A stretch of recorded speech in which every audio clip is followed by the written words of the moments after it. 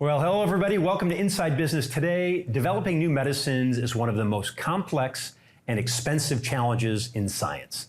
And despite decades of innovation, most drugs still fail before ever even reaching patients. Today, we're joined by Dr. Carolina Valente. She is the CEO and co-founder of VoxCell, and Graham Craig. He is the Chief Commercial Officer, to talk about how their company is bringing human biology into drug development earlier, changing how new therapies are tested and advanced. Welcome to the show. Nice to see you. Thanks for coming here, guys. Thank you for having us here. So, Carolina, more than 90% of drugs that are tested in animals fail in humans.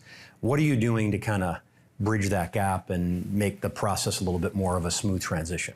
I think the statistics shows us that this is not working. Animal models, they cannot behave as a human body, so we can't mimic the human biology. So this is exactly what VoxCell is changing. We are putting human biology at the center of our technology, with the goal to screening the drugs in this platform and de-risking when the drugs are going to be tested in patients. How are you doing that exactly? The way that we do is we use bioprinting technology, and we create what we call is tiny blood vessels. So this is a representative of our sample, a magnification of our sample for you guys to see. So what you can see is we create human tissues with human cells and human blood vessels to inject the drugs to the vasculature and analyze how the drugs reach the tissues, how the drug interacts with the disease area.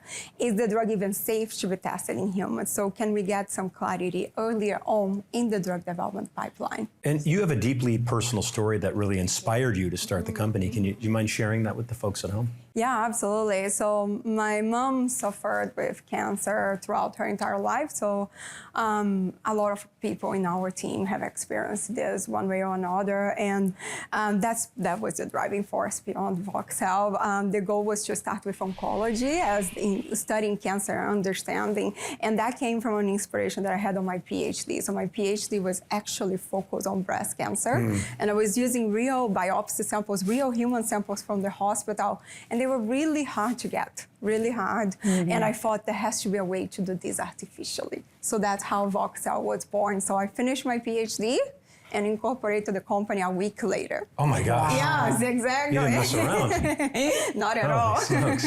So Graham, can you put this into context for us? Like, why is this such a critical moment for change in drug development?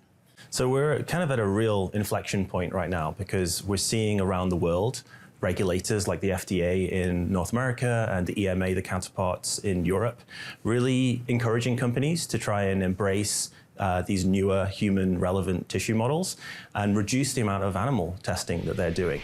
So we saw last year, here in the US, the Senate passed the FDA Modernization Act. And that's a piece of legislation that actually removes the requirement to test new drugs in animals.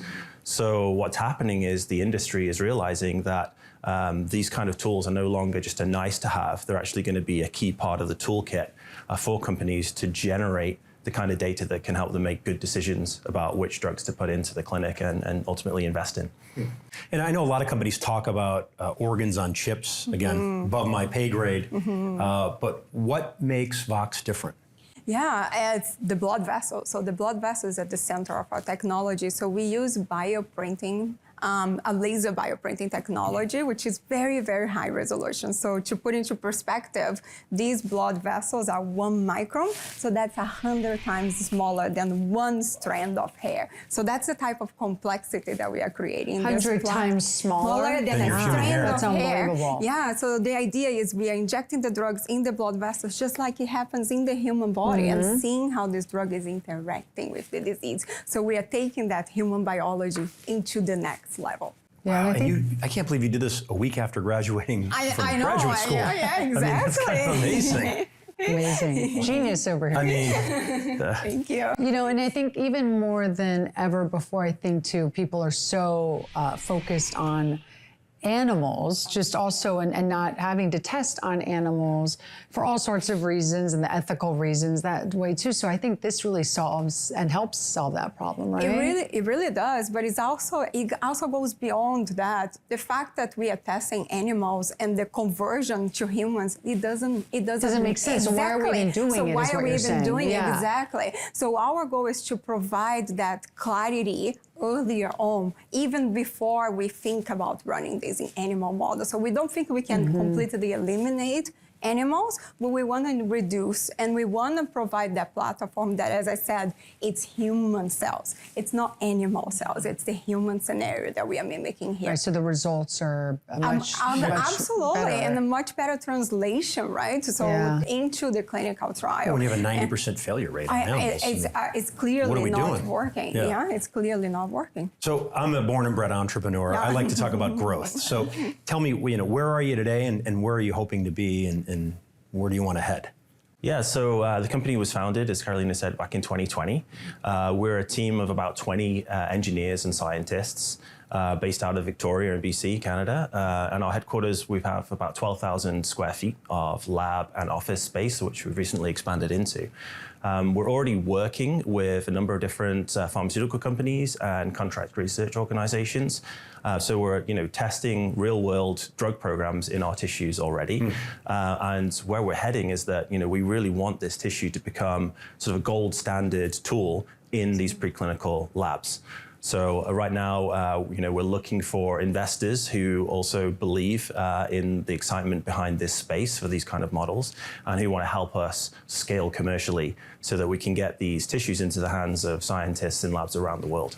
And is the regulatory arm of this catching up? I mean, where are we with the regulatory arm of things? Yeah, absolutely. So I mentioned previously the Modernization Act that's passed through the Senate in the US. We're also now seeing for the first time at the end of last year a drug given an IND, which is basically the FDA's approval to take that drug into clinical trial off the back of a regulatory package that had no animal data in it. So that's telling us that it's not just the regulators that are pushing this, the industry is aligning with this as well. And so we're seeing a lot of interest in these kind of models right now. Carolina, I got a question for you. When you think about the real world impact, what keeps you motivated? What keeps me motivated is really what we can do with this platform. So we are getting started with cancer right now. That's our starting point. That's the driving force for my mom. But this technology has the potential to really impact a lot of people in a personalized space. So we could create a specific tissue for a specific patient and really impact their life personally. So instead of right now, we are generalizing, we are creating a construct that mimics what a general population would be, but ideally it's going to the personalized space and creating something specific for you. Got it. How would you describe VoxCell's brand and culture? Impact first, for sure. So we are really focused on solving a real problem, as we are saying, that lack of translation from lab into human clinical trials. And the team is really focused on what this technology can do. So we are creating this very innovative technology to accelerate the drug development process and ultimately allow drugs to hit the market sooner into the hands of people who need them. That's right. I love that. Well, I want to thank you guys for joining us. Thank you for all the work you're doing to advance science. I mean, this is such important work. It's, as we like to say, it's God's work because you're actually, making the world a better place. So thank you guys so much. And as an animal lover. And a breast cancer survivor. And a breast cancer Absolutely, survivor. So there's a exactly. lot of reasons for me to love this too. So thank you very much for being with us. And thank you all for watching Inside Business today. We'll see you next time here on the show.